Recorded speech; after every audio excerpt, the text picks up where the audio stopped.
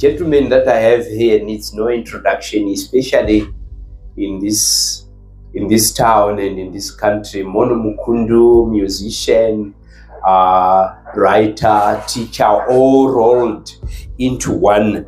And the topic is going to be My Story Matters. And this is very critical in my view because he has just written his story entitled Following the Melody. It's a new book and I had the opportunity to edit it. Have you ever been thinking about the risk of telling your story, whether it be autobiography or a memoir? When your story goes out there, how much anxiety or excitement do you have when we read your story and you're talking about so many things like picking a venereal disease somewhere out there in the Mutara and so on? It's just that the anxiety or the excitement of knowing your story is out there. How do you handle it? I think it is more riskier to not write your own story, because I'm sure we've seen a lot of musicians who did not write their own stories, and then later on other people wrote the stories with a lot of distortions, additional material that was not necessary. At times, if something comes out as a rumor, it's more dangerous than when you say it on your own. Yes, Mono, but I want you to zero in personal anxieties, knowing that your father-in-law knows you did 1, 2, 3. How do you manage the anxieties? And there are so many authors here, sometimes they put down their pens because of the fear of these personal anxieties. How do you handle that? We want the technique from you. The reason why he's asking that is if you read my book, I'm very candid. I don't mince my words. I wrote about everything, about how I got sexually transmitted diseases, how I was into this, I was into that. I wrote everything. So that's a very good question, Mr. Chirere. I think it comes with somebody's character, because if you watch my interviews and my speeches, I'm always very kind. The other time I was in trouble with my sisters, and they were complaining, how do you expect us to watch your shows when you talk about... But how do you handle all that? Do you simply say, to hell with that? I've just said it. I've just said it that I had an altercation with the local pastor and I told him, you are not doing well. You are exploiting the musician. The way I handled it, I told them that's the disadvantages of having a relative who is in the public space. Because I believe that the truth will set you free and half truths will bind you further. So if you're expecting to cause some change or encourage change, and then at the same time you are busy hiding some stuff, you won't help anybody. Because the reason why I wrote this book was to show the younger generation the paths that I walked, the mistakes that I made, and how they can be avoided. So if I avoid those mistakes and try to airbrush them and sanitize them, they won't help anybody. So my mission is to help the younger generation to see the mistakes that I've made and the dangers of the mistakes and how to avoid them. You are so far the only musician in our country who has done an autobiography. I want you to be more specific. What was the incident that sparked the desire to write your story? Okay, the other time I was looking at the internet and I was looking for biographies or documentaries about such musicians, iconic musicians like Safiro Mazikatire, John Chibadura, and so forth, and I couldn't find anything. So I said to myself, instead of complaining, why don't I start a crusade of encouraging musicians to document their material? For me, it was easy because since I was 16, I was writing journals. So my life is well documented from the time I was 16. I'm sure if you watch my interviews, I always mention the dates, the accurate dates. I can tell you the date that I met my wife, the date that I did this. That is true, and you will discover that in this book he is also showing us his grade 2, grade 3 school report, and the position that even if it was not a good position, because the teacher wrote that I was lazy and I kept it there, because I believe you have to be candid. But there's one person who I really have to credit. He's called Blessing Vava. Yes. He's now Dr. Blessing Vava. So he was watching what I was posting on social media. I think that was around 2015, 2016. And I was writing paragraphs, a number of paragraphs. And he kept on pestering me, saying, "You are a writer, write something." And I was telling him, "You know what, writing is difficult, you know, and my English is not very good." They were pushing you towards the deep end. Listen to this mono. Arthur Brooks writes that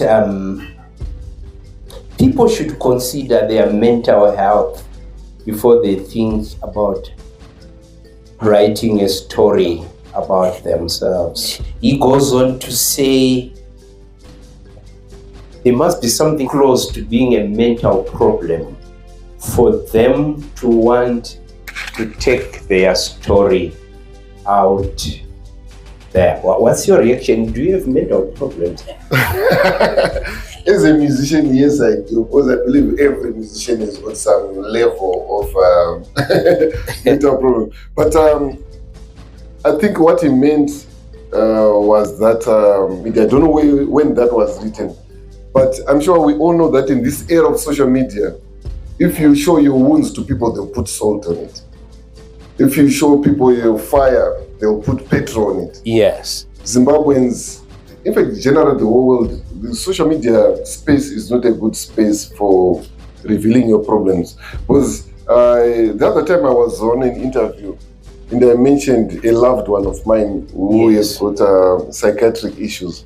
So when I was speaking about it, I was using euphemisms. Yes.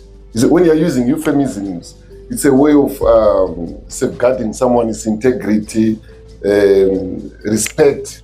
For example, you can say, "I was having sex." That's too direct and too dry.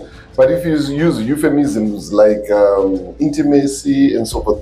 So I was talking about this mental issue problem using euphemisms. But when it was copied by other YouTube bloggers, it was too graphic and it was too cruel. So I agree with that statement that says you have to consider your mental health, because after you've been mocked, you've shown your wound to social media, and then they pour salt and piri on it. It's so... But as a musician, sorry to cut you, as a musician, when I started music, I'm sure you noticed in my book, I was booed off stage so many times. I was chased away from the studio so many times. And in the studio, they say, "Get out of here, you don't have a singing voice, Mono." Yeah, so because of that, I'm very strong when it comes to criticisms. You don't break me easily. Mono is doing this because compared to most musicians, he's relatively more educated. He's elitist, in fact. He wants people to know that whilst he plays the guitar, he can also write because he has been to school. You even went to university, and there's been a lot of whispering around that. He's a middle class boy. Yeah, in Zimbabwe, there's a myth.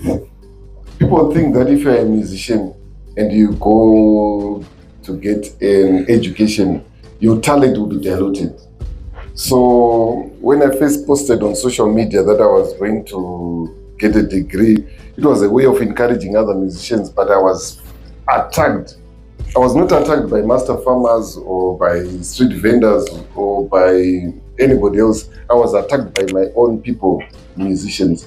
So I think we need to demystify that myth. I think that is one of the reasons why I always talk about education, so that musicians are conscientized. Because I'm sure if you check in the media, there are always fights about copyright law, music, and at times if you look at it, so people think with going to college, they are just going to be taught how to play guitar. I started with College of Music, then I went to MSU. Yes. Both colleges, there was no teacher who could teach me anything but guitar. Yes. Because I had been featured on over 1,000 albums already, and then this person who is supposed to teach me has never played on stage. But still, I had to humble myself so that I get that education. So it's a lesson that I want to teach to musicians. If you need to advance yourself, you need to humble yourself, take all your accolades, put them somewhere else, and go back to school. It's to your benefit. And I also want to remove that notion of thinking that you only go to school for the purposes of looking for a job. I've never applied for a job anyway. I'm using my degree to improve myself.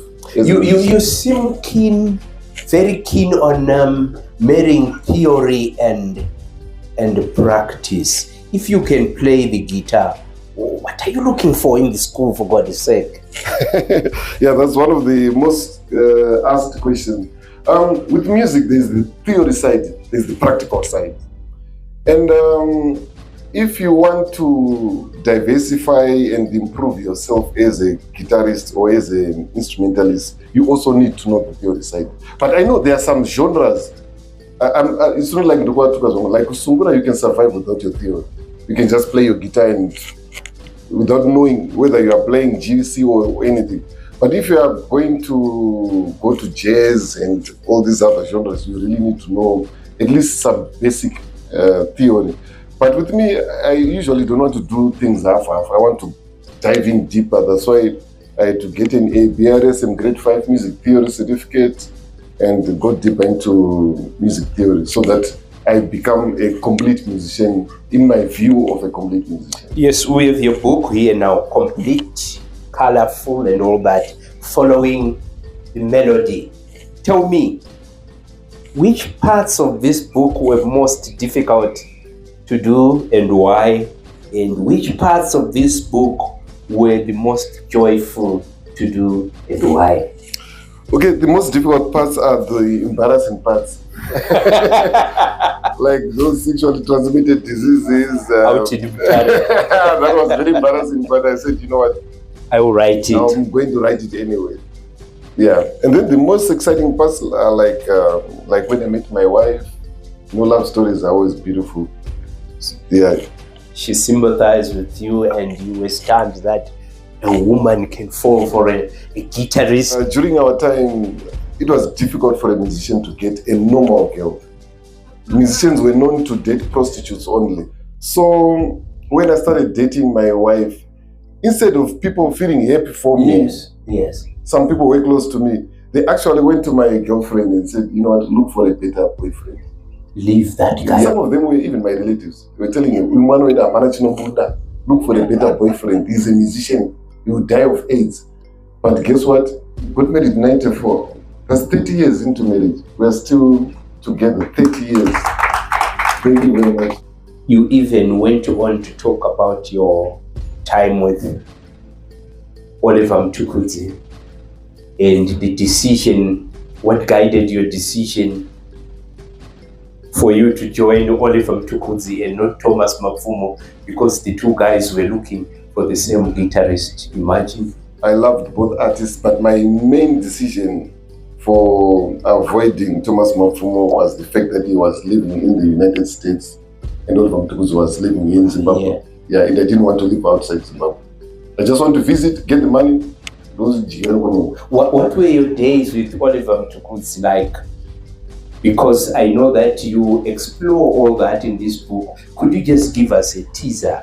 You know, people are talking about Oliver Mtukudzi nowadays. And here is a man who traveled and ate with Oliver Mtukudzi for years here and abroad. Oliver Mtukudzi was my best boss ever.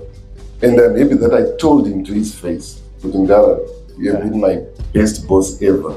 Even up to now, besides my mother and my guitar teacher and my young brother, Mananzi Pablo, so all those people have passed away. He's one person outside my family besides my music teacher that I still dream of today. Because I learned a lot from him. Even the studio that I'm running right now, I got it because of he was paying me well. And I even told him to his face. So working with Oliver Mtukudzi was like working for the national team. So far, is the biggest export we've ever exported in Zimbabwe. And I learned a lot in terms of how to treat your subordinates. Because we could joke with him, but he was a massive superstar. So I really learned a lot from Oliver because then I'm really hurt with the way people are disrespecting him. Because I think those are family matters which should be dealt with. It's none of our business. It's none of everybody's business. In fact, I was very impressed with how holy Zimbabweans are. Because everybody seemed to be so holy. Oliver Mtukudzi was not a good father. Oliver Mtukudzi this. So I was shocked. This country is full of holy people. It seems everybody on social media, they are saints. They don't have skeletons in their cupboards. I was very impressed. Now, look at this. Oliver Mtukudzi is looking for that teacher at Prince Edward, and the manager is looking for that other guitarist that we heard about. Okay, let me tell them what happened. Oliver Mtukudzi's guitarist, Pilani Dube, very fantastic guitarist. Yeah. He had fallen sick, he couldn't go on tour. So they asked people, where can we find a good guitarist who is familiar with the Zimbabwean traditional music and who is also familiar with a bit of jazz and everything? Because they would find somebody who is good at traditional music but they can't play jazz. Someone who plays jazz but they can't play Zimbabwean traditional music. And a number of people told to look for mono. And then the other time he came, I was teaching at Prince Edward School. We were supposed to do a show with him, with the kids. So I was teaching the kids how to play Oliver Mtukudzi's music. And he loved how I played. So he was saying, if I don't find this mono, I'm going to look for that guitar teacher at Prince Edward School. And then a friend of mine, Blessing Parosa, who is Dudu Maninga's husband, gave Debbie Metcalf a cassette tape of me playing guitar. And he wanted her to organize a recording contract in South Africa for us. So Debbie Metcalf was saying, okay, if you don't find mono or that guitar teacher at Prince Edward, we're going to look for this guy on this video cassette. Yes. So when I walked into Oliver Mtukudzi's office at Debbie Metcalf's place, they were surprised that all those three people was one person, and my name Mono means one. Thank you so much. We have Clive Mono Mukundu. Now I will entertain questions and comments from the floor. Mono, whilst she's receiving the mic, is there one little thing that many people do not know about you? There is a lot. Which you have not put down in here. One of them is strange. I don't enjoy sports. I don't enjoy movies. I just love watching educational material. I have to learn something. And with movies, I discovered when I was still a small kid that those people are just acting. They are paid to do what they are doing, and I got so disappointed. So I've never enjoyed movies since then. But do you like novels? I don't want fiction. So are you here? I've asked her an important. If he doesn't like movies, does he like novels? I don't like fiction. I don't like fiction. You don't like it has fiction? To be real. It has to be something that really happened. Not something that you don't read novels. I don't. But you also tell the stories of people through your music. And that's fictional, I suppose. No, music is not fiction. Now I want real. You and Sue to go into the guitar live. So that's not fiction. I've picked on Sue Nyati because she's a wonderful novelist and she's here with us. But I read so many novels when I was young. They don't take I read a lot of Aaron Chundramoyo, Chinua Achebe, but it was part of schoolwork. Yes, he doesn't enjoy that, and that is a fact. Yes, ma'am. Would you take your book to the big screen? But you said you don't like movies. So I'll say, would you do a documentary of your book? That's a good question. Remember what I said? I said it has to be real. So I love documentaries a lot because they are real. They're telling a true story. So what you're talking about is like a documentary where you are acting real life events that happen some other time. So to me, it's not fiction. So I would really love to do that. Thank you. Yes, Churi. Ndachida kubvunza kuti pamakanga muri zvijaya paya paya muri pakoso muchitamba nezvimwe zvikomana zvekutanga kuwadzana muchiri kuyerukawo here chimwe chipanda chainzi filipishwa chaiwanzoda kumona so chichipinda pakuwadzana hai. As a musician, you speak to a lot of people even before you gain any amount of fame. I don't forget the faces, but the details I always forget. So every time I meet someone in the streets, if I recognize the face, I ask myself, is he my relative? Did I meet him at a show? Even at a funeral, if I notice somebody that I realize that it's my relative, I ask myself, is he my sekuru? Am I the mzukuru? Is he my mzukuru? So when it comes to names and remembering the finer details, I'm not very good at that. And are you the person? Oh, okay. Thank you so much.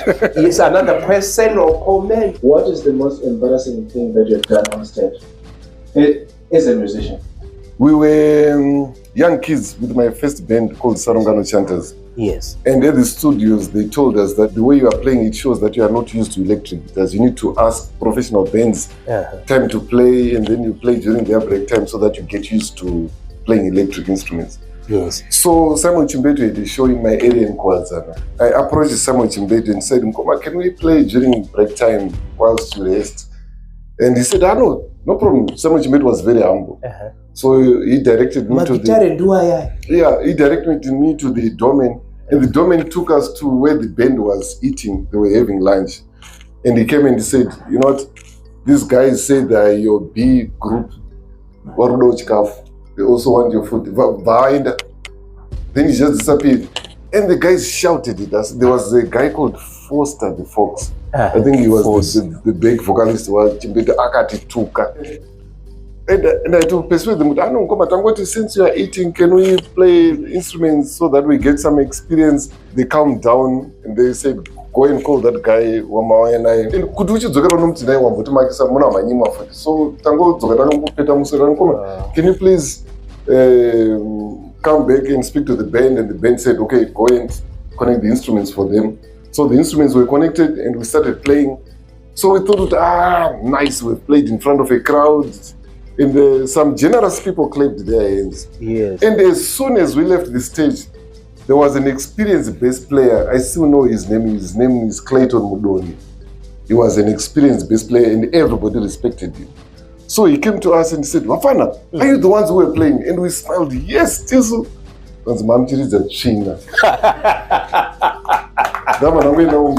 I know he used a deeper word than that. Now, when I go through your book, there is a way in which your recent visit to Jamaica is some kind of climax in your career. Mono is the warrior. Mono, big up Zimbabwe. Live from Jamaica. Big up Mono. Mono. You have to talk about that a little bit. The great lessons that you had in Jamaica. I remember I posted on my social media page that I visited all the other places that I wanted to visit. When there's only one place left. Jamaica. Big up Mono. And Bob Marley's Museum. So thanks to the Ministry of Arts, they've got a new permanent secretary. So he was invited to Jamaica. And he said that instead of taking office staff, one room office, why don't we get a musician who is an academic so that he can learn and teach others what he's seen in Jamaica? So we went to Jamaica. And one thing I love about reggae music is it's music that really impacted my life. Because growing up, I grew up in a broken family, so we didn't have much money. So as a teenager, I don't know my baby, but when reggae music came, it came with an image which didn't care much about fashion. It's graphic. Yeah, so you could wear your torn khaki shirt and just put some Rasta colors and you're okay. So it gave me a lot of confidence, number one. Number two, I was always insecure about my English accent. It wasn't in textbook or no.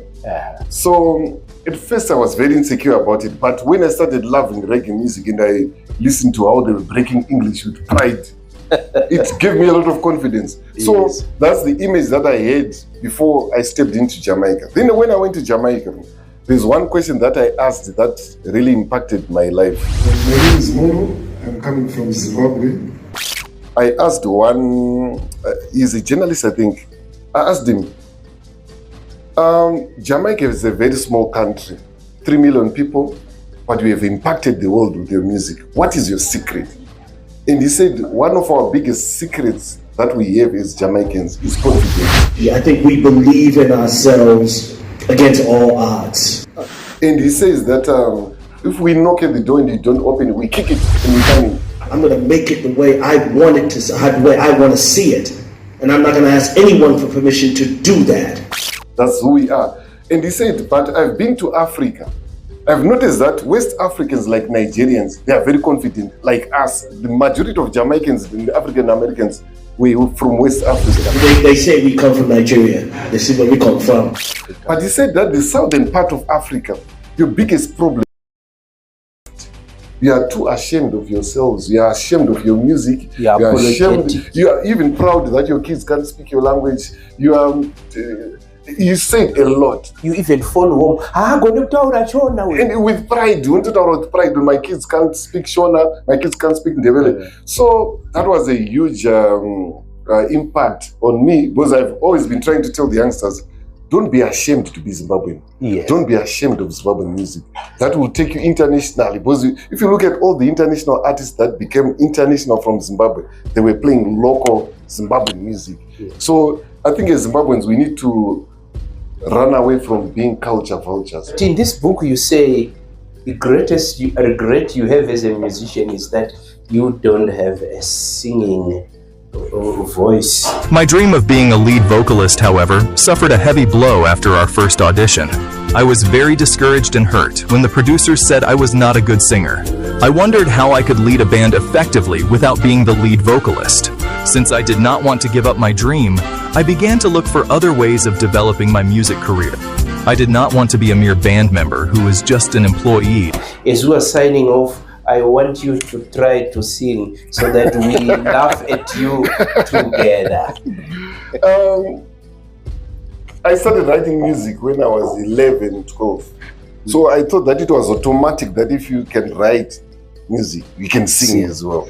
So I was shocked when I went for my first auditions in 1989 when I was told that you are not a singer. And I done my research about the music industry in Zimbabwe. I knew it doesn't pay very well, and I said I'll go in anyway. But I noticed that in Zimbabwe, the only people that make money are those who sing. Because right now, if you look at Zimbabwe, the people who are making money right now, there's just about 4 or 5, excluding their band members. Yes. Cannot band member, but around $20 per show, thousands. So when I was told you can't sing, I was wondering, because I never wanted to be a band member, I wanted to lead a band. So even the idea of being a session musician, producer, was secondary. I wanted to lead the band. So all I can say is that I was very disappointed, but I said, if I'm going to sing, what I'll do is I'll write music that is 2-part harmony. Mm-hmm. I'll sing the lower part, which is easy. And then I'll look for somebody who is a very good singer. Then they will sing the complicated. You'll be hiding behind them. So I do have my own music that I sing. And every time I can't sing without him. Now we want to listen to your singing voice as we walk away. Get me somebody who can do the complicated part and I'll sing.